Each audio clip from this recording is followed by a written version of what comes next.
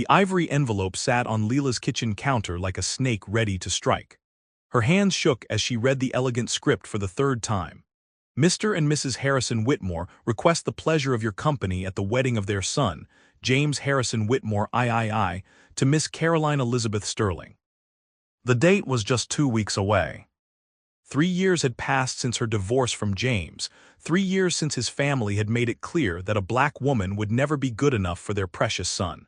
Now they were inviting her to watch him marry someone else, someone white. Someone they approved of. Leela's throat tightened as she remembered the last family dinner she had attended as James's wife. His mother, Victoria, had served her on paper plates while everyone else ate from fine china. His father had asked her to help serve the food, assuming she was the help. When James had introduced her as his wife, the silence that followed felt like death itself. She threw the invitation across the room, watching it flutter to the hardwood floor like a dying bird. They wanted to see her broken.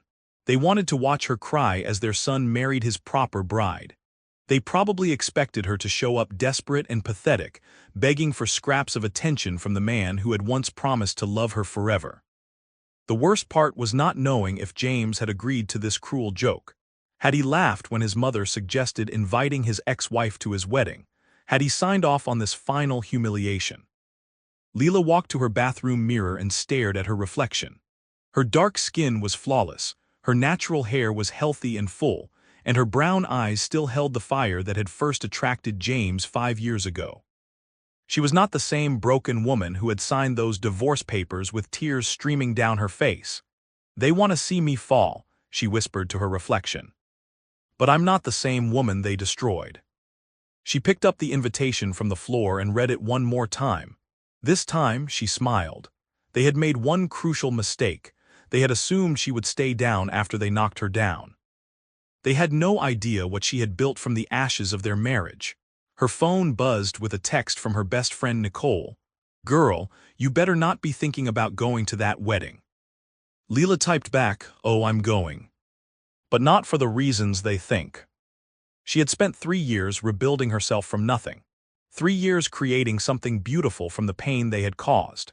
Now it was time to show them exactly who Leela Johnson had become. The invitation had one line at the bottom that made her laugh out loud. "Black tie optional." Of course it was. They probably thought she could not afford proper attire for their high society event. They probably imagined her showing up in something cheap and inappropriate, confirming all their worst opinions about her. Leela walked to her closet and pushed aside the casual clothes she wore to her office every day.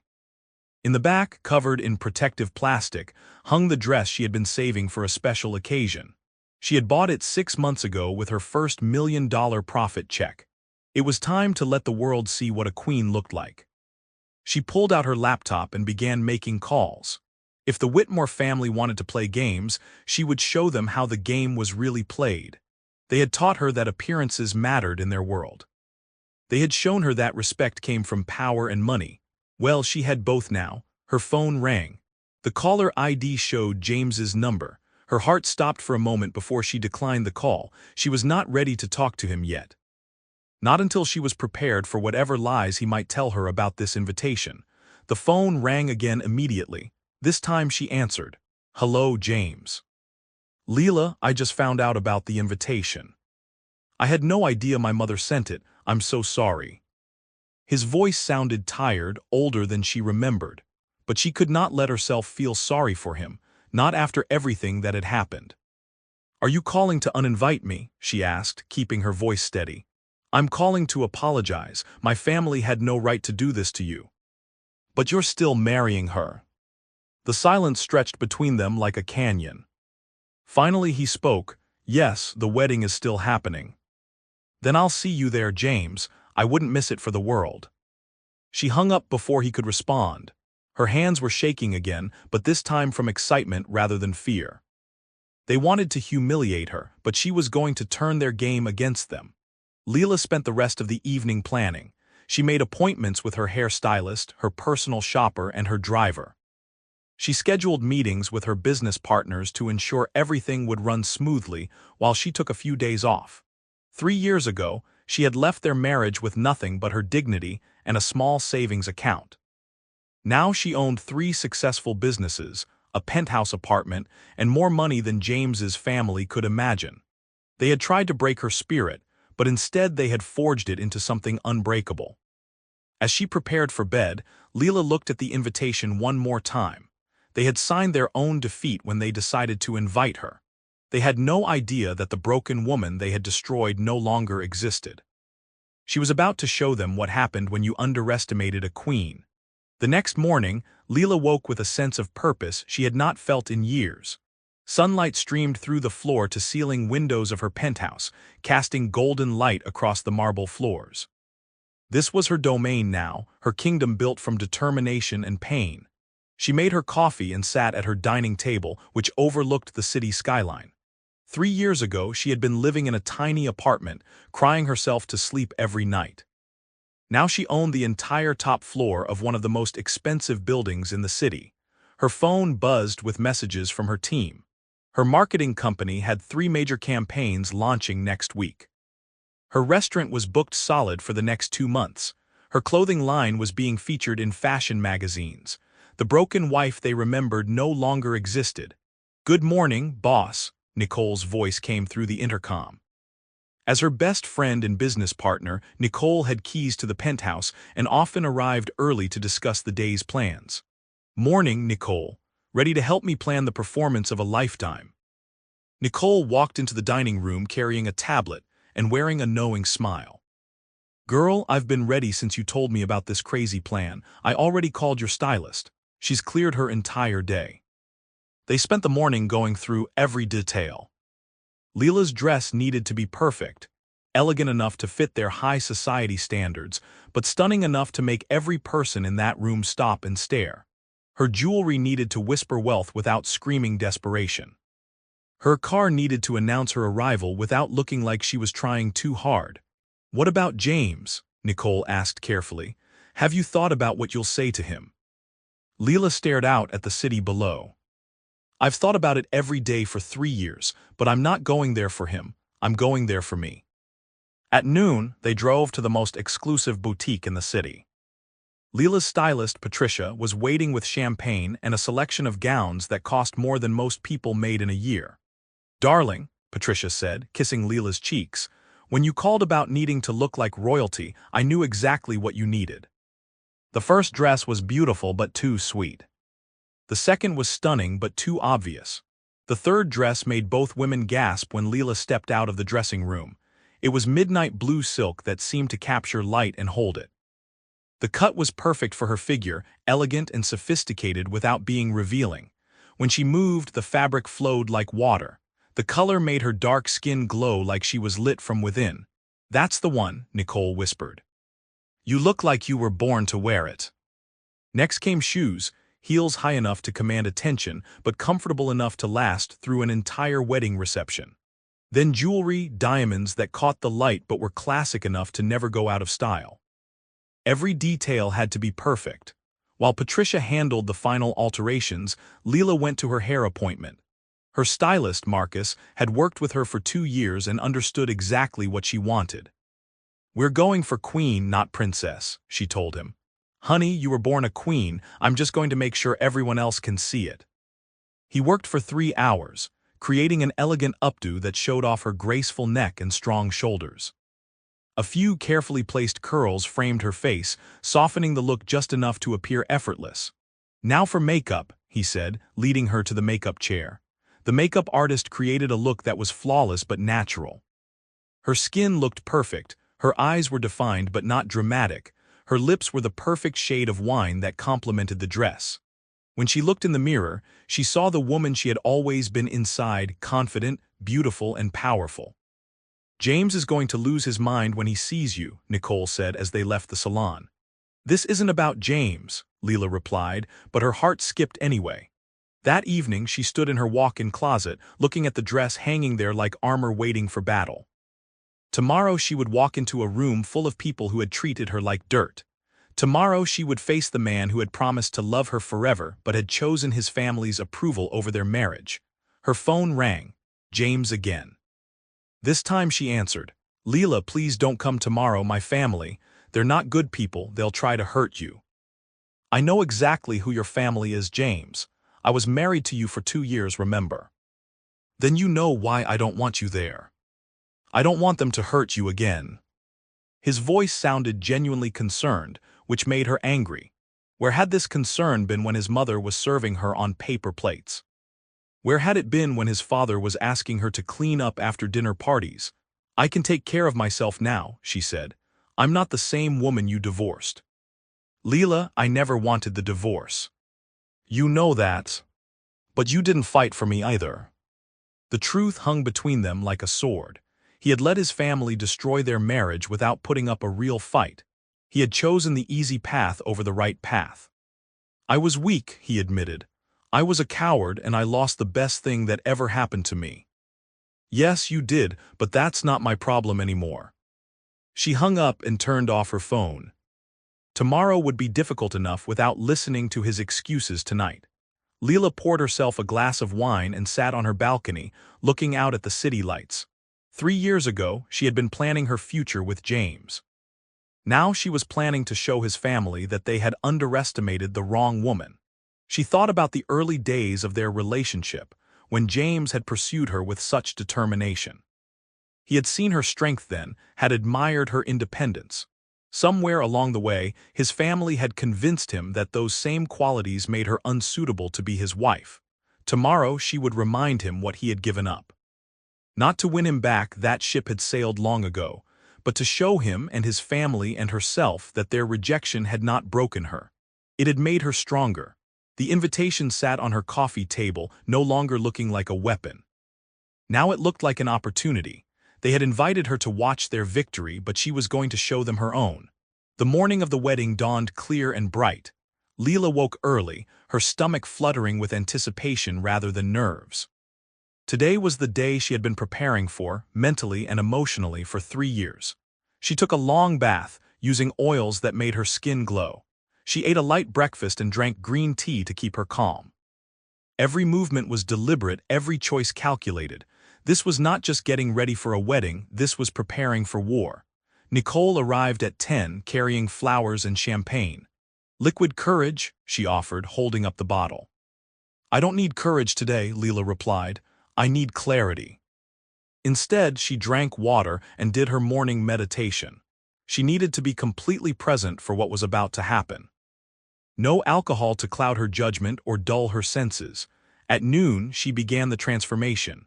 First, the undergarments that would make the dress fit perfectly, then the dress itself, which seemed to come alive when she put it on.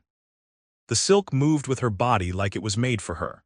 Nicole helped with the jewelry, diamond earrings that caught the light when she moved, a bracelet that was elegant without being flashy, and a necklace that drew attention to her graceful neck. The shoes came next, designer heels that added 4 inches to her height and made her legs look endless. She practiced walking in them, making sure her stride was confident and smooth. Finally, the hair and makeup. Her updo was perfect, not a strand out of place. Her makeup was flawless but looked natural. When she looked in the mirror, she saw a woman who belonged in any room at any event with any group of people. You look like you should be on the cover of a magazine, Nicole said, stepping back to admire their work. I look like myself, Leela replied, the self they never bothered to see. At 2 o'clock, her driver arrived. She had hired the most expensive car service in the city, complete with a Rolls-Royce that was longer than some apartments. The driver, dressed in a perfect uniform, opened the door for her like she was royalty. Where to, ma'am? He asked. She gave him the address of the country club where the wedding was being held. The same country club that had lost her membership application when she was married to James. The same country club that had somehow never had availability when she wanted to host events there. The drive took 40 minutes, giving her time to center herself. She watched the city give way to suburbs, then to the manicured lawns and perfect gardens of the wealthy. This had been her world once, briefly, when she was married to James. Now she was returning as a conqueror rather than a supplicant. The car pulled up to the country club just as the ceremony was scheduled to begin. Perfect timing, she would miss the wedding itself but arrive for the reception when everyone was relaxed and unprepared for her entrance. Wait here, she told the driver. I may need to leave quickly. She walked up the steps to the country club, her heels clicking on the marble. The doorman who had once looked right through her now scrambled to open the door. "Good afternoon, ma'am. Are you here for the Whitmore wedding?" "Yes, I am." She handed him the invitation, watching his eyes widen as he read her name. Word would spread quickly that Leela Johnson had actually shown up.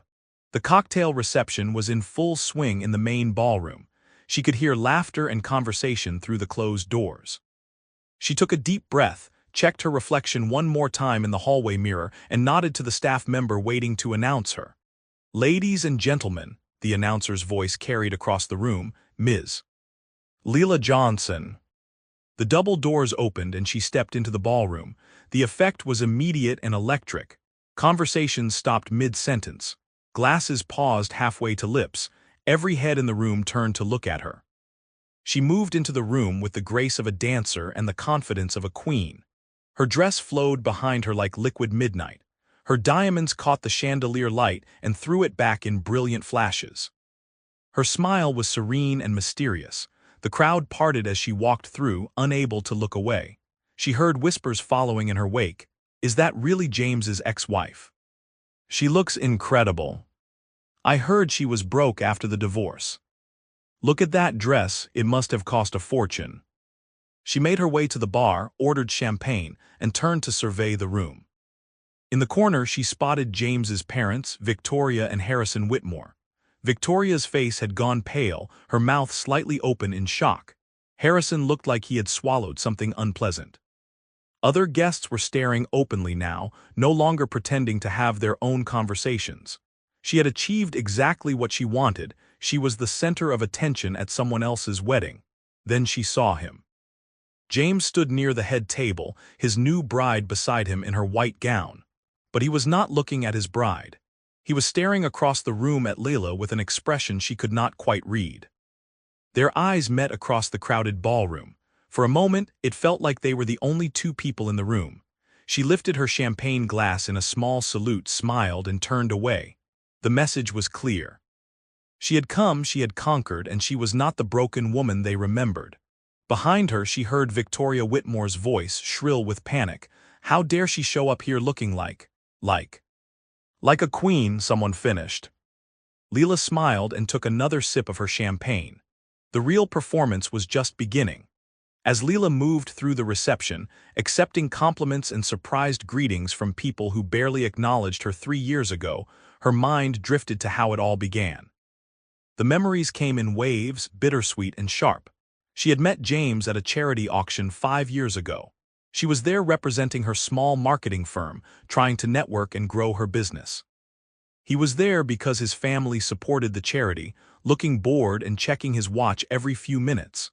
Their first conversation had been about the auction items. She was admiring a painting by a local artist, talking about how art should be accessible to everyone, not just the wealthy. He had approached her, intrigued by her passion. "You don't think art belongs in places like this?" he had asked. "I think art belongs everywhere," she had replied. "But I also think when rich people buy art for charity, they should make sure the charity actually helps people instead of just making them feel good about themselves." He had laughed, a real laugh that transformed his whole face. "You're not wrong. Half the people here probably can't even pronounce the artist's name." They had talked for an hour about art, about charity, about the difference between helping people and helping yourself feel better about not helping people. She had been surprised by his intelligence and his willingness to question the world he had been born into. When he asked for her number, she almost said no. Rich white men who slummed it with women like her were nothing new. But something in his eyes had seemed genuine. Their first date was at a small restaurant she chose, not one of the fancy places he probably usually went to. He showed up in jeans and a t-shirt, looking more relaxed than she had ever seen him. They talked until the restaurant closed, then walked around the city for another 2 hours. "I feel like I can be myself with you," he had told her that night. "Like I don't have to perform or live up to anyone's expectations." She had felt the same way. With James, she could be the successful businesswoman she was becoming, not the stereotype people expected her to be. Their relationship had moved quickly after that. He started spending most nights at her apartment, preferring her cozy space to his sterile penthouse. He cooked for her, helped her with her business plans, supported her dreams in ways no one ever had. 6 months later he proposed. Not at a fancy restaurant or in front of a crowd, but on a quiet Sunday morning in her kitchen while she was making coffee. "Marry me," he had said, producing a ring from his pajama pocket. "That's not really a question," she had laughed. "Leela Johnson, will you marry me and make me the luckiest man alive?" She had said yes before he finished asking. The problem started when they told his family. Victoria had insisted on meeting Leela at the country club, surrounded by her friends. The lunch had been a disaster from the moment Leela walked in. "So you're the girl James has been hiding from us," Victoria had said, her smile as sharp as broken glass. The questions had come like attacks. Where did she go to school? What did her parents do? What kind of business did she run? Each question designed to highlight the differences between Leela's background and their privileged world. When Leela had excused herself to go to the bathroom, she had overheard Victoria talking to her friends. "I don't know what he sees in her. Well, you can see what she is. This won't last long." But James had defended her that night, holding her while she cried. "They'll come around," he had promised. "They just need time to get to know you." Time had not helped. If anything, the family's disapproval had grown stronger. They made their feelings clear in 1,000 small ways, seating her at the children's table at family dinners, forgetting to include her in family photos, asking her to help serve food at parties while the other wives sat and chatted. James had tried to shield her from the worst of it, but he was fighting a losing battle. His family controlled his trust fund, his job at the family company, his entire social circle. Standing up to them meant risking everything he had ever known. The breaking point had come at their second wedding anniversary dinner. Victoria had prepared a slideshow of family photos, supposedly to celebrate their marriage. But every photo was of James with other women, his high school girlfriend, his college sweetheart, Caroline Sterling. "I thought it would be nice to remember all the women who helped shape James into the man he is today," Victoria had said with fake sweetness. The message was clear. Leela was temporary, just another woman in a long line of women who would eventually be replaced by someone more suitable. That night, James had finally exploded at his family. He had shouted at his mother, threatened to cut contact with all of them, demanded they treat his wife with respect. But the next morning, his father had called him into the office. James had come home that evening looking defeated. "They're cutting me off," he had told her quietly. "The trust fund, the job, everything, unless you divorce me," she had finished. He had not denied it. They both knew his family would never accept her, and they both knew he was not strong enough to choose her over them. The divorce had been quick and brutal. She had taken nothing but her personal belongings and her dignity. James had cried when she signed the papers, but he had not tried to stop her. Now, 3 years later, she stood in the same country club where Victoria had first made it clear she was not welcome. But this time she was not the desperate woman trying to fit into their world. She was a successful businesswoman who had built her own empire. Across the room, she saw James watching her again. This time, she did not look away. She held his gaze, letting him see the woman he had lost, the woman his family had driven away. He started walking toward her, but his new bride caught his arm, pulling him back toward their wedding guests. Caroline Sterling, now Caroline Whitmore, was everything Leela was not. Blonde, pale, from the right family with the right background. Exactly what Victoria had always wanted for her son. Leela finished her champagne and smiled. They had gotten what they wanted, but at what cost? James looked miserable even on his wedding day. Victoria looked nervous, constantly watching Leela as if she were a threat. They should be nervous. The woman they had tried to destroy had returned, and she was more powerful than they had ever imagined. Victoria Whitmore had planned this day down to the smallest detail. The flowers were perfect, the music was elegant, and her son was finally marrying the right kind of girl. Everything was going according to plan until Leela Johnson walked through those doors. From her position near the head table, Victoria watched in growing horror as guests swarmed around her former daughter-in-law. The woman who was supposed to be broken and forgotten was clearly thriving, and everyone could see it. "She certainly looks different," said Margaret Sterling, Caroline's mother, with barely concealed surprise. She's had work done, obviously, Victoria replied, trying to keep her voice steady. All that plastic surgery and expensive clothes can't change what she really is. But even as she spoke, Victoria knew she was lying. Leela had not had surgery, she had simply grown into her own power. The nervous, eager-to-please woman who had married James was gone, replaced by someone who commanded attention without asking for it. Harrison Whitmore joined his wife, his face red with anger. I can't believe she actually came. The nerve of that woman. She's trying to embarrass us, Victoria hissed.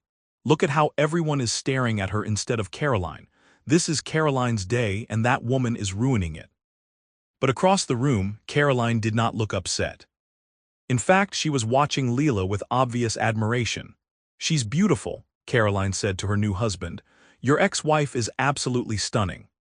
James did not respond. He could not take his eyes off Leela, could not stop thinking about how radiant she looked, how confident and self-possessed. The woman he had fallen in love with had always been beautiful, but now she glowed with success and self-assurance. James, Caroline said more firmly, people are starting to notice you staring. He forced himself to look at his bride, to smile and pretend he was paying attention to their wedding reception. But his mind kept drifting back to Leela, to the way she moved through the room like she owned it. Victoria decided she needed to take action. She could not let Leela steal attention from Caroline's wedding. She marched across the room, her friends following like an army. Leela, she said loudly, causing nearby conversations to stop. How surprising to see you here. Leela turned slowly, her smile serene and untroubled. Victoria. You look well. I'm sure you're very busy with your work. We don't want to keep you from your obligations. It was a clear dismissal, said loud enough for everyone to hear. Victoria wanted to establish that Leela did not belong here, that she was interrupting important people's important business. Oh, I'm exactly where I need to be, Leela replied smoothly. My obligations can wait. It's not every day I get to celebrate with old friends. The word friends hung in the air like a challenge. Everyone within earshot knew the history between these women, knew that friendship had never existed between them. Yes, well, Victoria stammered, clearly not expecting this response. I hope you're managing. After the divorce, I mean, it must have been difficult starting over with nothing. This was the moment Victoria had been waiting for, the chance to publicly remind everyone that Leela had left the marriage with nothing, that she was probably struggling to make ends meet. Leela's smile widened. Starting over was the best thing that ever happened to me.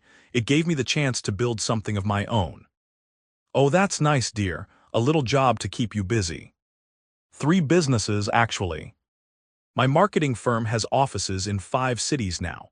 My restaurant was just featured in Food and Wine magazine, and my clothing line launches next month in New York Fashion Week. The silence that followed was deafening. Victoria's face went pale, then red, then pale again. The women behind her looked shocked. Guests who had been pretending not to listen were now openly staring. That's wonderful, Victoria managed weakly. It is, Leela agreed. Turns out I'm much better at business than I ever knew. Amazing what you can accomplish when you're not being told you're not good enough every day. The barb hit its target. Victoria flinched as if she had been slapped. Several guests made small sounds of surprise or approval. This was not the broken, desperate woman Victoria had expected to humiliate. I should let you get back to celebrating, Leela continued graciously. Caroline looks lovely. I hope she knows how lucky she is to be marrying into such traditional family. She walked away before Victoria could respond, leaving the older woman standing there with her mouth open and her plans in ruins. Harrison Whitmore had watched the entire exchange from across the room. Now he hurried to his wife's side, his face dark with anger. She's making fools of us, he muttered. She's making fools of ourselves, replied Margaret Sterling, who had also witnessed the conversation. That woman is clearly successful and happy. Inviting her here was a mistake. She was supposed to be broken, Victoria whispered. She was supposed to be desperate and pathetic, so everyone could see that James made the right choice. Instead, she looks like she could buy and sell half the people in this room, Margaret observed dryly. Across the ballroom, Other conversations were taking place. Guests who had barely acknowledged Leela during her marriage were now very interested in her businesses. Society wives who had snubbed her were asking their husbands about investment opportunities. "Did you know she owned Bloom Marketing?" one man asked his wife. "They handle all our company's campaigns. She's made us millions." "That restaurant of hers has a 6-month waiting list," another woman said. "I've been trying to get a reservation for months." Victoria listened to these conversations with growing horror. Not only had her plan failed, but it was backfiring spectacularly. Leela was not being seen as the outsider who did not belong. She was being seen as the successful businesswoman who had escaped the Whitmore family drama. James appeared at his mother's side, his face tight with suppressed emotion. "Are you happy now?" he asked quietly. "What are you talking about?" "You got what you wanted. You got rid of her. You made me choose between my family and my wife, and I chose you." "Are you happy?" Victoria looked at her son's face and saw something she had never seen before: genuine anger directed at her. "We did what was best for you," she said weakly. "No, you did what was best for you. You destroyed my marriage because you couldn't stand the thought of having a black daughter-in-law."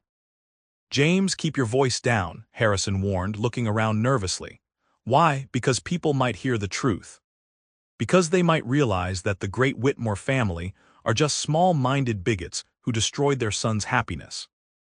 Caroline appeared at James's side, taking his arm gently. "Darling, people are starting to stare. Perhaps we should go cut the cake." James looked at his new wife, then across the room at his former wife, then back at his parents. Without another word, he walked away, leaving Victoria standing there with the ruins of her perfect plan. The woman she had tried to humiliate had turned the tables completely. Now Victoria was the one who looked small and petty, while Leela looked like a queen who had graciously decided to visit the peasants. As the evening wore on, Leela found herself on the country club's terrace, away from the crowd and noise. The sun was setting, painting the sky in shades of pink and gold. She stood at the railing, looking out over the perfectly manicured gardens, her champagne glass forgotten in her hand. She had accomplished what she came here to do. She had shown the Whitmore family that their attempts to break her had failed. She had proven to everyone that she was thriving, successful, and completely unbothered by their rejection. So why did she feel so empty? "I was hoping I'd find you alone." She turned to see James walking toward her, his tie loosened and his perfect hair slightly messed. He looked older than she remembered, tired in a way that had nothing to do with the long day. "Shouldn't you be with your bride?" she asked, not moving from the railing. "She's cutting the cake with our mothers." "Apparently, I'm not needed for that part." He came to stand beside her, careful to maintain some distance. They both stared out at the gardens, the silence stretching between them like a bridge neither wanted to cross. "You look incredible," he said finally. "Thank you." "I mean it, Leela, you look happy, successful, everything I hoped you would be." She turned to look at him, studying his face in the fading light. "Is that what you hoped? When you signed those divorce papers, were you really hoping I'd be successful?" "Yes," he said without hesitation. "I knew I was making the biggest mistake of my life. But I also knew you deserved better than what my family was putting you through. So you made the choice for me." "I was a coward," he admitted. "I should have fought harder. I should have cut ties with them back then and chosen you." Leela felt old anger stirring in her chest. "But you didn't, you chose the easy path." "There was nothing easy about losing you." She looked at him again, really looked at him. The confident man she had married was gone, replaced by someone who carried regret like a heavy coat. "You look miserable," she observed. James laughed bitterly. "It's my wedding day. I should be the happiest man alive." "Should be. But you're not." "No, I'm not." They fell silent again. In the distance, they could hear music and laughter from the reception. His new wife was probably wondering where he had gone. "Why did you really come tonight?" he asked. Leela considered the question. She had told herself it was about proving a point, about showing his family they had not broken her. But standing here with James, she realized it was more complicated than that. "I needed to see who I would become," she said finally. "What do you mean?" 3 years ago when I left, I was broken. I questioned everything about myself, my worth, my intelligence, whether I deserved love. Your family made me feel like I was nothing. You were never nothing. But I felt like nothing, and I needed to come back here to this place where they tried to destroy me and see that I had not just survived but thrived. James nodded slowly. And have you seen that, I mean? Yes, I'm not the same woman who signed those divorce papers. I'm stronger now, more sure of myself. I built something beautiful from the ashes of our marriage. I'm proud of you, he said quietly. Are you? Or are you just sorry for yourself? The question hung between them like an accusation. James was quiet for a long moment, considering his answer. Both, he admitted. I'm proud of what you've accomplished and I'm sorry for what I lost, what I threw away. You didn't throw me away, James. You chose your family over me. There's a difference. Is there? Before she could answer, Caroline appeared on the terrace, her wedding dress rustling as she walked. There you are, she said to James, her voice carefully cheerful. Everyone's looking for you. She glanced at Leela with curious eyes, not hostile but not entirely friendly either. I'm sorry, Caroline continued, addressing Leela directly. I don't think we've been properly introduced. I'm Caroline. Leela Johnson, Leela replied, extending her hand. Congratulations on your wedding. Thank you. Your dress is absolutely stunning. Thank you. The three of them stood there awkwardly, the weight of history and complicated emotions filling the air between them. I should let you two get back to your celebration, Leela said finally. Actually, Caroline said, surprising both of them, I was hoping I could speak with you, privately. James looked confused. Caroline, what are you? It's fine, James, go back inside. I'll be along in a moment.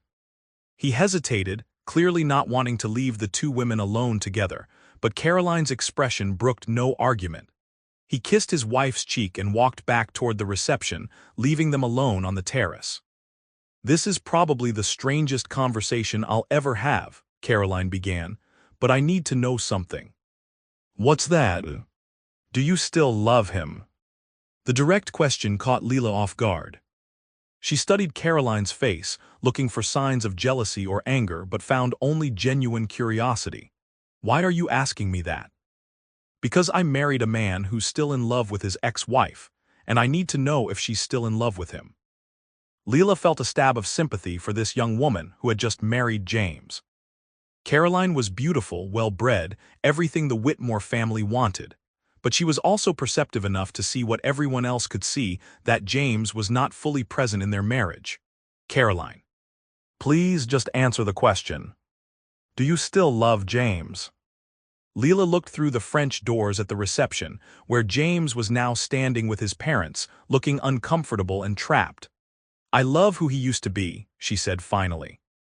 I love the man I married 5 years ago, but that man doesn't exist anymore. What do you mean?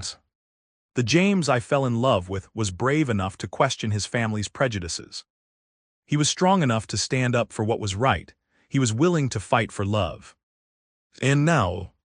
Now he's a man who lets other people make his most important decisions for him. That's not the man I married. Caroline was quiet for a moment, processing this answer. So you don't want him back? Even if I did, he's married to you now. That means something. But if he weren't married to me? Leela turned to face Caroline fully. Why are you asking me this? You just married him.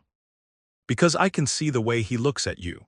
I saw it the moment you walked into that ballroom, and I can see the way you look at him when you think no one is watching. How do I look at him? Like your heart is breaking all over again. The words hit Leila like a physical blow. She had worked so hard to appear unaffected, to seem like she was completely over James and their failed marriage.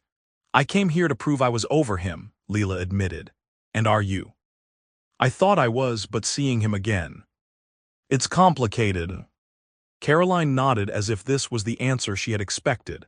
I need to ask you something else, Caroline said, and I need you to be completely honest with me. Okay. If James came to you tomorrow and said he had made a mistake, that he wanted to try again, what would you say?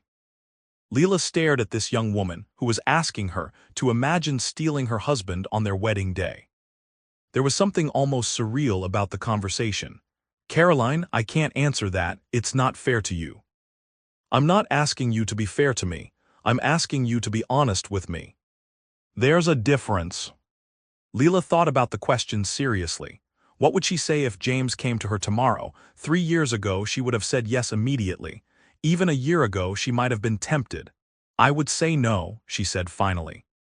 Caroline looked surprised. "Really?" "Really? Because even if he wanted to try again, I would never be able to trust him not to choose his family over me the next time things got difficult. Some wounds don't heal, Caroline. Some betrayals can't be forgiven. Even if he cut ties with his family completely. Especially then, I would never want to be the reason he lost his family. That kind of sacrifice breeds resentment over time." Caroline was quiet for a long moment thinking. "Thank you for being honest with me," she said finally. "Caroline, can I ask you something now?" "Of course." "Why did you marry him? You're beautiful, intelligent, from a good family. You could have married anyone." "Why James?" Caroline smiled sadly. "Because I thought I could make him happy. Because I thought love would be enough to fill whatever hole you left in his heart. And now? Now I realize that some holes can't be filled by other people. Some wounds have to heal from the inside." They stood in comfortable silence for a moment, two women who had both loved the same man in different ways. "I should go back inside," Caroline said finally. "It is my wedding reception after all." "Yes, you should." Caroline started to walk away, then turned back. "Leela." "Yes." "I hope you find someone who chooses you first, every time. Without hesitation."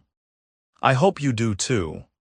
Caroline smiled and walked back into the reception, leaving Leela alone on the terrace with her thoughts and the fading light. An hour later, Leela was back inside, making her rounds and saying goodbye to the guests she had come to impress. Her mission was accomplished. She had shown everyone that she was thriving, successful, and completely unbroken by the Whitmore family's rejection. But her conversation with Caroline had left her unsettled. The young bride's perceptiveness had forced Leela to confront feelings she thought she had buried. She was heading toward the exit when Victoria Whitmore intercepted her path, flanked by two of her society friends. "Leaving so soon?" Victoria asked with false sweetness. "It's been a lovely evening," Leela replied diplomatically. "Yes, well, we've all been so curious about your businesses. You mentioned 3 companies." Victoria's tone suggested she still did not quite believe Leela's success was real. Her friends were watching with the eager anticipation of people hoping to witness a public humiliation. "That's right," Leela said calmly. "How fascinating, and you started all of this after your divorce." "I started building my empire while I was married to your son, actually. I just finished building it after the divorce." "Your empire," Victoria repeated with a laugh. "How dramatic." Leela smiled. She had hoped to leave without another confrontation, but Victoria seemed determined to push the issue. "Would you like to see?" Leela asked, pulling out her phone. Before Victoria could respond, Leela began showing her the screen. First, the website for Bloom Marketing with its impressive client list and 5 office locations. Then the reservation system for her restaurant, showing bookings solid for the next 8 months. Finally, the pre-orders for her clothing line, already in the hundreds of thousands. "This is just the online presence," Leela explained conversationally. "The actual numbers are much more impressive." Victoria's face was growing paler with each screen. Her friends were leaning in, clearly fascinated by what they were seeing. "I'm particularly proud of the marketing firm," Leela continued. "We specialize in helping small businesses compete with larger corporations, kind of like how I learned to compete with established families." The barb was subtle but unmistakable. Victoria flinched. "Of course, the restaurant is my passion project. Fine dining with a focus on community involvement. We employ local artists, source from local farms, and donate a percentage of profits to literacy programs." "How much?" asked one of Victoria's friends, apparently forgetting whose side she was supposed to be on. 15% of net profits. Last year that was just over $2 million. The woman gasped. Victoria looked like she might faint, and the clothing line is really taking off. We focus on professional wear for women of all sizes and backgrounds. The idea is that every woman should be able to dress like she belongs in any room she enters. "What's your net worth?" the second friend asked bluntly. Victoria shot her a horrified look, but the question was out there now. Leela smiled. Forbes estimated it at around 50 million last month, but that was a conservative estimate. "I prefer to keep my exact finances private." The silence that followed was deafening. $50 million was more than many of the families at this wedding were worth. It was certainly more than James was worth on his own. "50 million, Victoria whispered. "Give or take, money stops feeling real after a certain point, doesn't it?" Victoria's friends were staring at Leela with new respect, clearly reevaluating everything they thought they knew about James's ex-wife. "How?" Victoria asked weakly. "Hard work, good decisions, and the motivation that comes from having people tell you you're not good enough." Leela put her phone away and looked directly at Victoria. "You know what the funny thing is, Victoria? You actually did me a favor. When you made it clear that I would never be accepted in your family, you forced me to build my own family, my own success, my own life." "We never meant." "Yes, you did. You meant exactly what happened. You wanted me to disappear, to become nothing, so that James would forget I ever existed." Victoria could not deny it. They both knew it was true. "Instead, you gave me the greatest gift anyone ever gave me. You gave me the motivation to become more successful than I ever dreamed possible." "I don't understand," Victoria said, looking genuinely confused. "You see, Victoria, when you told me I wasn't good enough for your son, I had two choices. I could believe you and shrink away, or I could prove you wrong in the most spectacular way possible. You proved us wrong to spite us." "No," Leela said, her voice gentle but firm. "I proved you wrong to save myself. The spite was just a bonus." She looked around the room one more time, taking in the faces of people who had once dismissed her and now looked at her with grudging respect. "Thank you for inviting me tonight," she said to Victoria. "It was exactly what I needed." "What you needed for what?" "To finally close this chapter of my life. To see that the people who once made me feel small are actually quite small themselves." With that, she turned and walked toward the exit, leaving Victoria standing there with her mouth open and her friends buzzing with excitement about what they had just witnessed. At the door, she turned back one more time. James was standing near the head table, watching her leave. Their eyes met across the crowded room, and she saw something in his face that looked like regret mixed with pride. She nodded slightly, a gesture of acknowledgement and goodbye. Then she walked out of the country club and into the night, leaving the Whitmore family to contemplate the woman they had underestimated. In the car, her driver asked, "How did it go, ma'am?" "Exactly as planned," she replied, settling back into the leather seats. But as they drove away from the country club, she realized that was not entirely true. She had accomplished her mission, but she had also learned something unexpected about herself. She was not just successful now, she was free. Free from the need to prove herself to people who would never accept her. Free from the pain of loving someone who was not strong enough to choose her. Free to build whatever life she wanted, with whoever deserved to be part of it. The Whitmore family had tried to break her, but instead they had set her free. The next morning, James sat in his penthouse apartment, still wearing his tuxedo pants and wrinkled shirt from the wedding. Caroline had gone to her parents' house, saying she needed space to think. The conversation with Leela had shaken something loose in both of them. His phone had been ringing all morning, friends and family members calling to talk about Leela's dramatic appearance at the wedding. Word was spreading quickly through their social circle about her success, her wealth, her transformation from the broken woman they remembered into a business empire.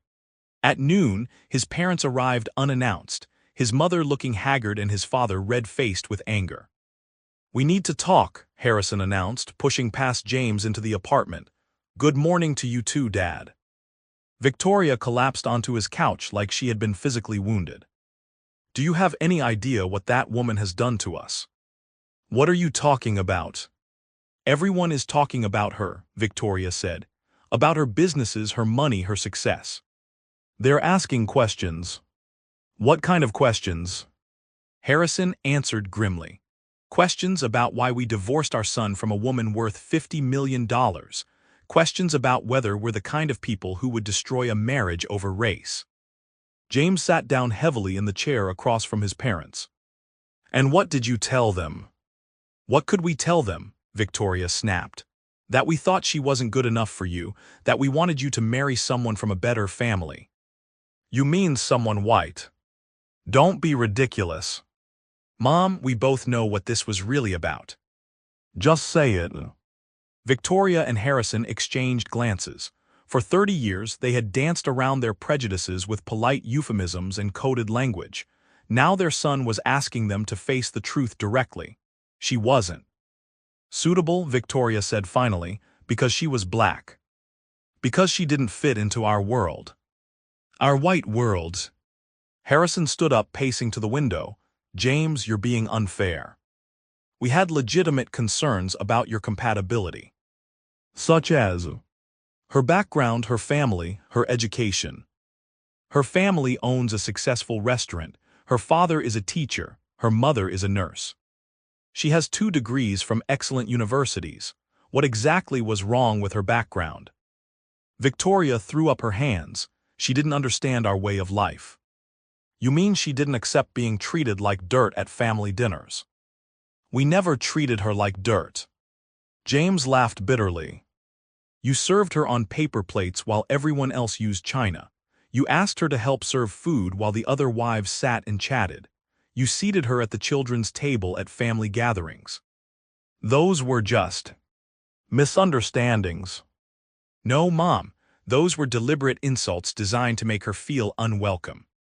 Harrison turned from the window. Even if that's true, look how it turned out. She's obviously thriving without you. That's supposed to make me feel better. It should make you realize you made the right choice. If she can be that successful without you, maybe you two weren't meant to be together. James stared at his father in disbelief. Or maybe she became that successful because losing our marriage motivated her to prove you wrong. What's that supposed to mean? It means you created your own worst nightmare. You were so afraid of having a black daughter-in-law that you turned her into someone more successful than our entire family. Victoria looked confused. I don't understand. Think about it, Mom. 3 years ago, Leela was a small business owner who loved me and wanted to be part of our family. Now she's worth $50 million and completely out of my reach. You created the very thing you were trying to prevent. What were we trying to prevent? Being shown up by someone you considered inferior. The words hung in the air like an accusation. Victoria's face went pale while Harrison's grew redder. That's not what this was about, Harrison said weakly. Then what was it about, Dad? Explain it to me. We wanted what was best for you. No, you wanted what was best for your image. You wanted a daughter-in-law who would make you look good at the country club, not one who would challenge your comfortable prejudices. Victoria started to cry, but James was past caring about his mother's tears.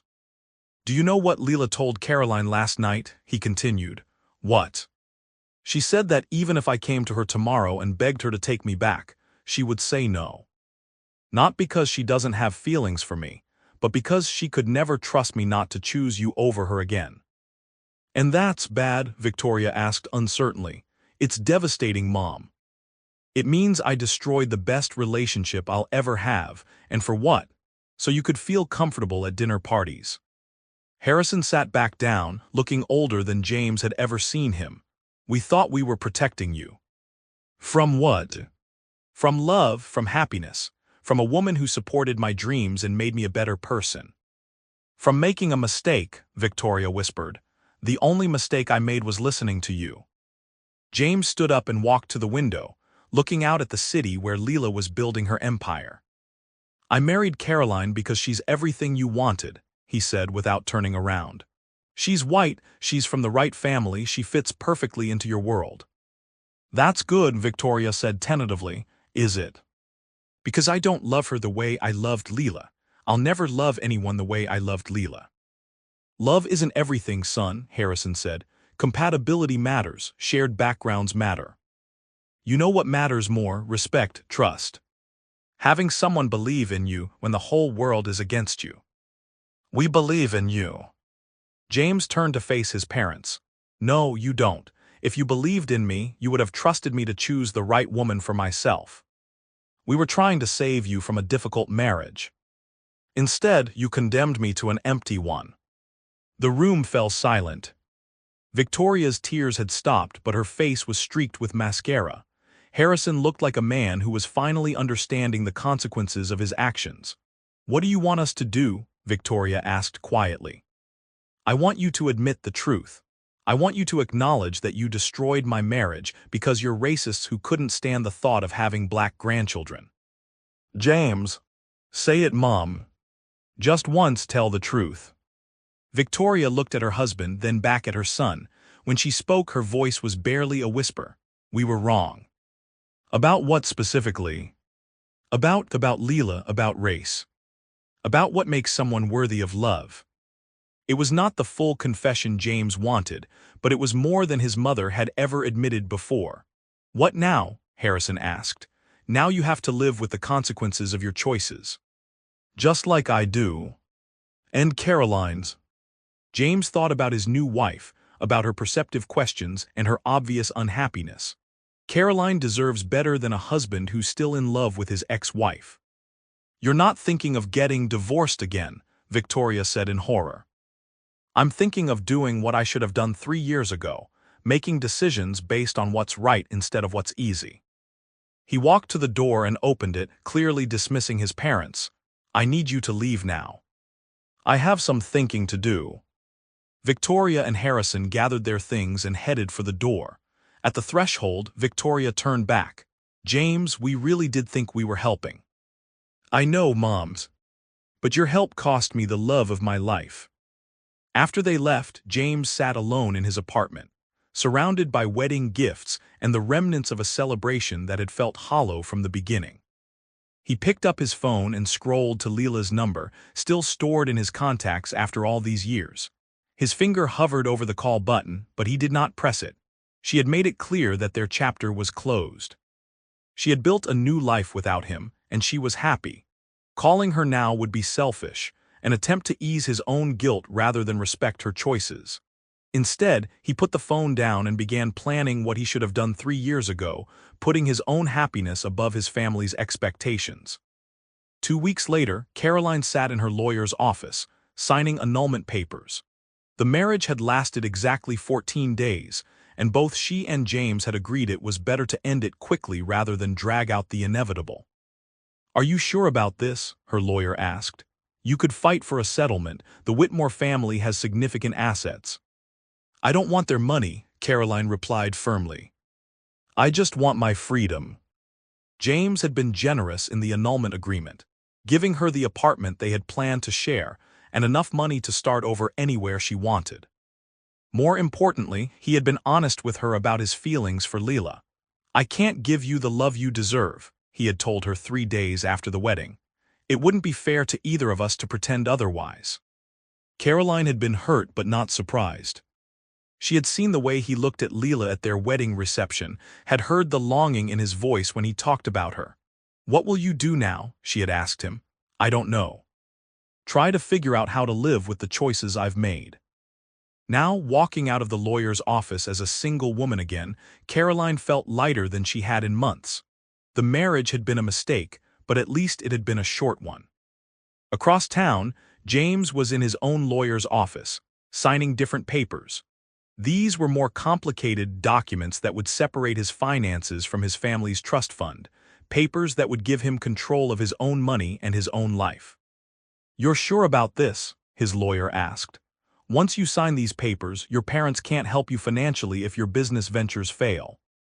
I'm sure, James replied. He had spent 2 weeks thinking about what Leela had said, about the man he used to be versus the man he had become. The James who had fallen in love with Leela 5 years ago would never have let his family control his financial decisions. That man had been independent, strong-willed, willing to take risks for love. Somewhere along the way, he had traded that independence for security, that strength for comfort. Now he wanted it back. His phone buzzed with a text from his mother. please reconsider. The family needs to stay together. He deleted the message without responding. The family had made their choice when they forced him to choose between them and Leela.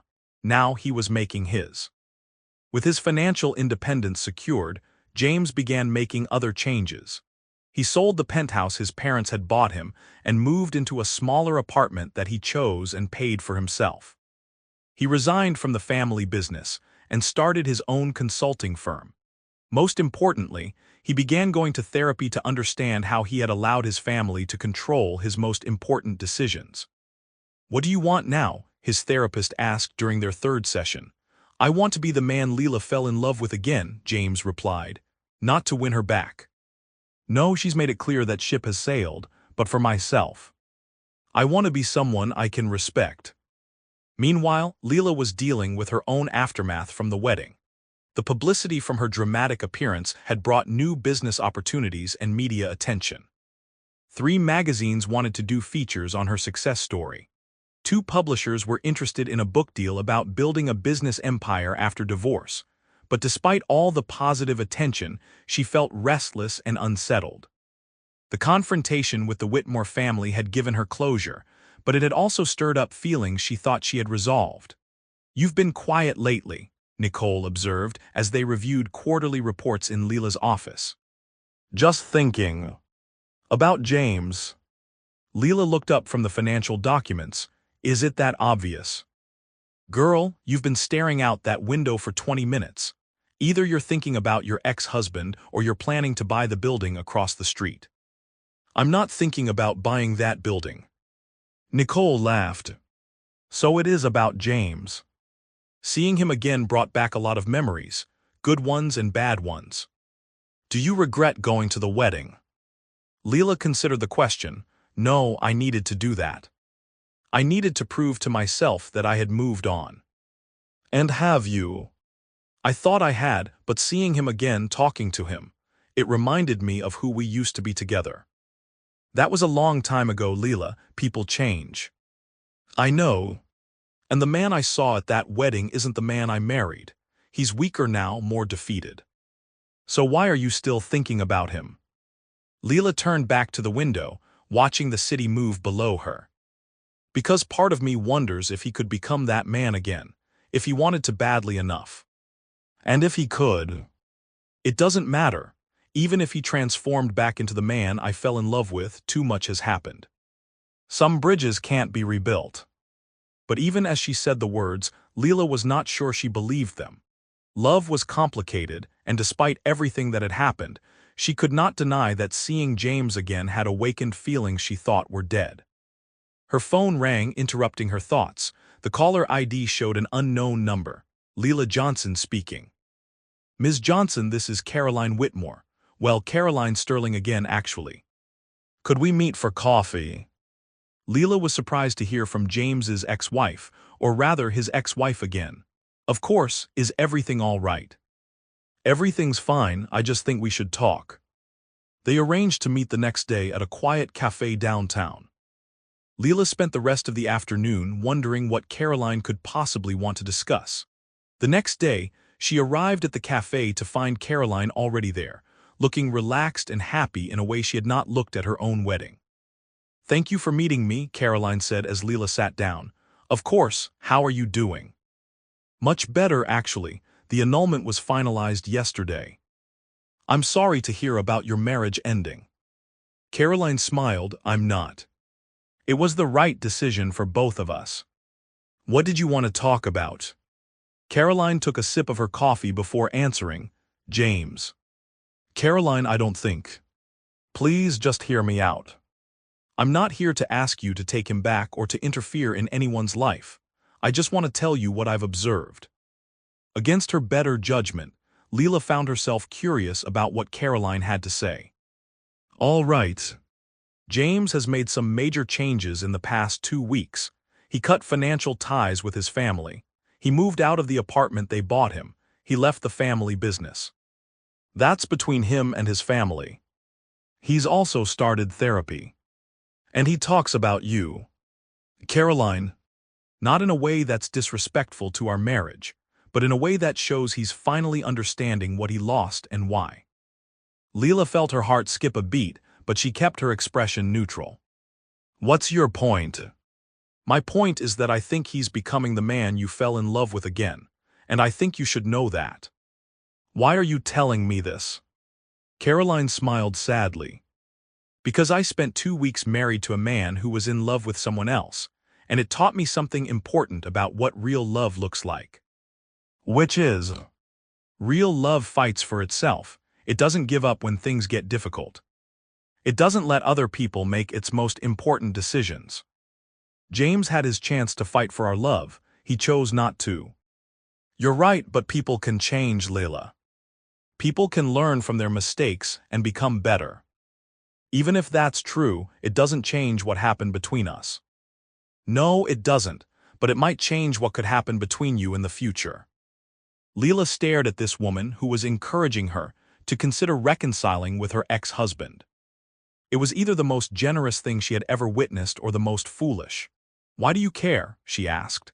Because I believe everyone deserves a chance at real love. James and I didn't have that, but you two did.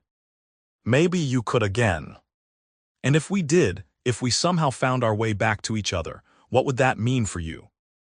It would mean I helped 2 people find happiness. That's enough for me. Caroline finished her coffee and stood to leave. I'm not asking you to call him or see him or do anything you don't want to do, she said. I just wanted you to know that he's changing. What you do with that information is entirely up to you. After Caroline left, Leila sat alone in the cafe, turning over their conversation in her mind. Was it possible that James was really changing? And if he was, did it matter?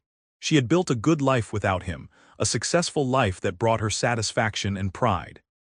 Did she really want to risk that for the possibility of rekindling something that had already been broken once? But as she walked back to her office, Leila could not shake the feeling that some questions could only be answered by taking a leap of faith. 3 months later, Leila was working late in her office when the security guard called from the lobby. Ms. Johnson, there's a James Whitmore here to see you. He doesn't have an appointment, but he says it's important. Leila's heart started racing. In the months since Caroline's visit, she had heard occasional updates about James through mutual acquaintances. He had indeed separated himself from his family's business and money. He was building his own consulting firm from scratch. He had reportedly not spoken to his parents since the annulment, but he had not contacted her directly, which she had taken as a sign that he was respecting her wishes to be left alone. Send him up, she heard herself saying. While she waited for the elevator to reach her floor, Leila checked her reflection in her office window. She looked professional and successful, which was exactly how she wanted to look for this conversation. When James walked into her office, she was struck by how different he appeared. Gone was the defeated man she had seen at his wedding. This version of James stood straighter, looked more confident, seemed more like the man she had originally fallen in love with. Hello, Leila. James, this is unexpected. I know, I'm sorry for showing up without calling first. I wasn't sure you would agree to see me. What can I do for you? He looked around her office, taking in the awards on the walls, the photos of her various business ventures, the view of the city through her floor-to-ceiling windows. This is incredible, he said. Everything you've built, I'm so proud of you. Thank you. They stood there awkwardly for a moment, neither sure how to proceed. Would you like to sit down? She offered, gesturing to the chairs in front of her desk. Actually, would you like to go for a walk? It's a beautiful evening, and I've been cooped up in offices all day. Leila considered the request. Meeting in her office gave her a sense of control and power. Walking with him would be more intimate, more dangerous to her carefully constructed emotional walls. All right, she said, surprising herself. They took the elevator down in silence and walked out into the warm spring evening. The city was alive around them, people heading home from work or out for dinner, the energy of urban life pulsing through the streets. They walked for several blocks before James finally spoke. I owe you an apology, he said. A real one this time. James, we've been through this. No, we haven't. 3 years ago, I apologized for hurting you, for being weak, for making the wrong choice. But I never apologized for the real damage I caused. Leela slowed her pace, curious despite herself. What damage was that? I made you question your worth. I made you feel like you weren't good enough, when the truth was that I wasn't good enough for you. They stopped walking and faced each other on the busy sidewalk, people flowing around them like water around stones. You were everything I could have wanted in a partner, James continued.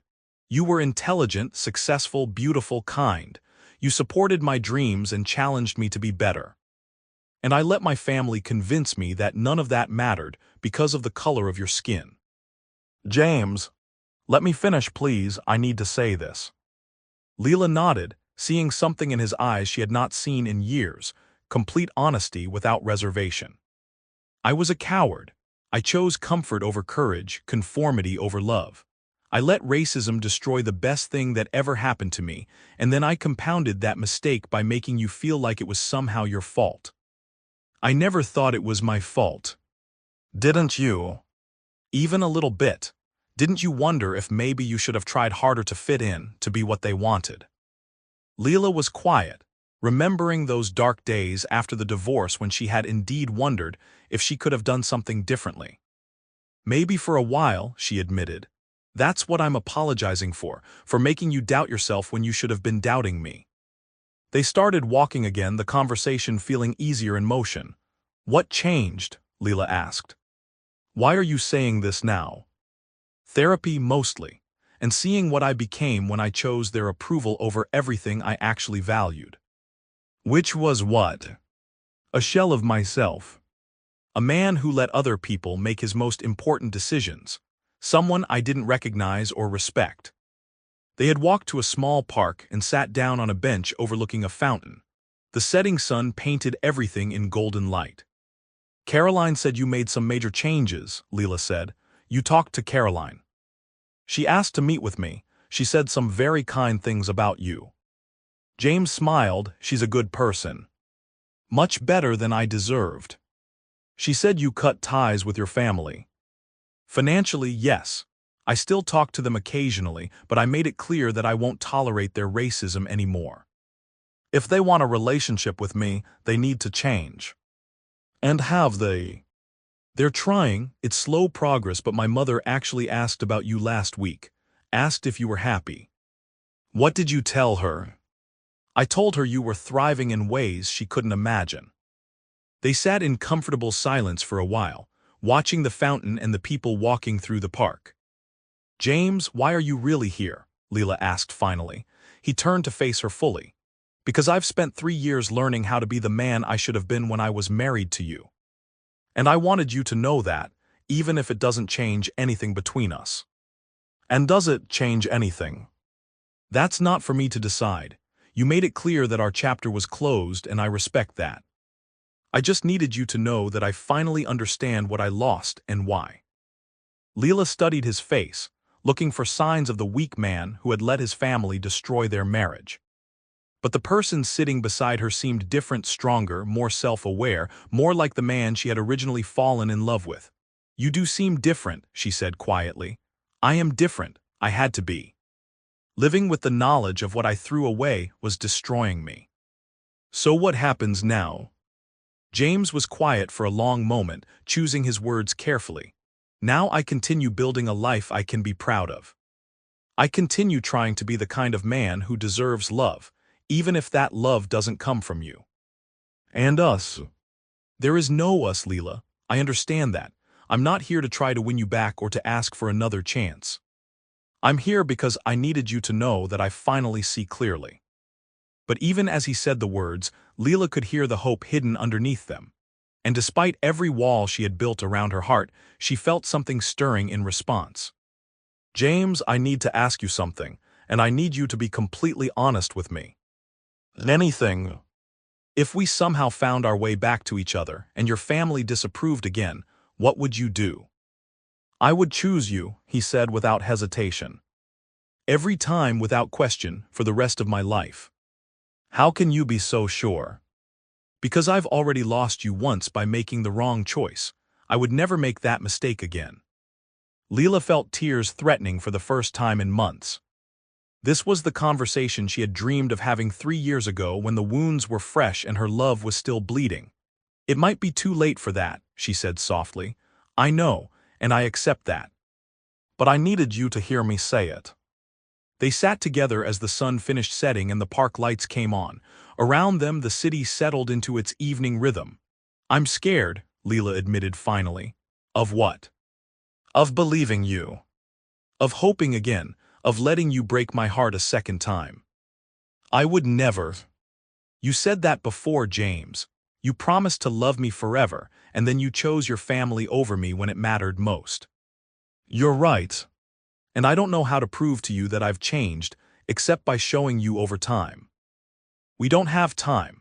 I can't go through years of wondering if you'll abandon me again the first time things get difficult. James was quiet, understanding the impossible position he had put them both in. How could he prove he had changed without the opportunity to demonstrate it? How could she trust him without risking her heart again? What if we started small? He asked finally. What do you mean? What if we just talk sometimes, as friends, no pressure, no expectations, just two people who used to know each other very well getting to know who they've become? Leela considered this. It felt safer than jumping back into a romantic relationship, but also more dangerous than cutting contact completely. Friends, she repeated, friends. With the understanding that friendship might be all we ever have. And you'd be okay with that. I'd rather have you in my life as a friend than not have you in my life at all. Leela looked at this man who had once been her husband, who had broken her heart and apparently learned from the experience. She thought about Caroline's words about people changing, about second chances, about fighting for love. One coffee, she said finally. Next week sometime. We'll talk as friends and see how it feels. James's face lit up with hope and gratitude. One coffee as friends. And James, if we do this, if we try to build some kind of friendship, you need to understand that it might never become anything more than that. I understand. And you need to be okay with that. I am. Having any part of you in my life again would be a gift I don't deserve. As they walked back toward her office building, Leela felt something she had not felt in 3 years, the possibility of hope. She did not know if James had really changed, if people could overcome the kind of betrayal that had ended their marriage, if love could survive that much damage. But she was willing to find out. 2 weeks later, they met for coffee at a small cafe near Leela's office. The conversation was careful at first, both of them testing the waters of this new dynamic. They talked about their work, their goals, the changes they had both made in their lives. By the end of the hour, they were laughing together for the first time in 3 years. Same time next week, James asked as they prepared to leave. Same time next week, Leela agreed. One coffee became 2, then 3. Then weekly meetings that gradually felt less like careful negotiations and more like the easy conversations they used to have when they were happy together. 6 months later, James invited Leila to the opening of his new consulting firm's second office. She came and was impressed by what he had built independently, without his family's money or connections. I'm proud of you, she told him that night over dinner. Thank you, that means everything coming from you. James, can I ask you something? Always. Do you ever miss the security of having your family's support? Sometimes. But I don't miss the price I had to pay for it. Which was my integrity, my self-respect, you. That night, for the first time in almost 4 years, Leela allowed herself to imagine what it might be like to love James again. Not the broken man who had let his family destroy their marriage, but this new version who had learned to stand on his own. A year after their first coffee as friends, James asked her out on a real date. Are you sure? She asked. Once we cross that line, there's no going back to just being friends. I've never been more sure of anything in my life. And if your family objects, then they'll lose their son again. But this time it will be their choice, not mine. Their first real date was at the same small restaurant where they had their first date 5 years earlier. But this time, they were different people, wiser, scarred, more appreciative of what they had found together. I love you, James told her as they walked through the city after dinner. I never stopped loving you, even when I was too weak to fight for you. I love you too, Leela replied, surprising herself with how easily the words came. But love isn't enough, James, we both know that now. What else do we need? Trust, respect, the absolute certainty that we will choose each other over everyone and everything else when it matters. You have all of that from me. For the rest of my life. And you have it from me, but if you ever make me question that again. I won't, I swear to you, Leela, I will never give you reason to doubt my commitment to us again. 2 years later, James proposed to her again. This time there was no family pressure, no outside interference, no question about whether they were right for each other. This time when Leela said yes, it was with the full knowledge of what love could survive and what it required to thrive. Their second wedding was small and private, attended only by people who genuinely supported their union. Caroline was there, having become a true friend to both of them. Nicole was the maid of honor. James's parents were not invited, a decision that caused some drama but no regret. Do you think we'll make it this time? Leela asked James on their wedding night. I think we already have, he replied. We survived losing each other. Everything else is going to be easy. And for the first time in years, Leela believed in forever again.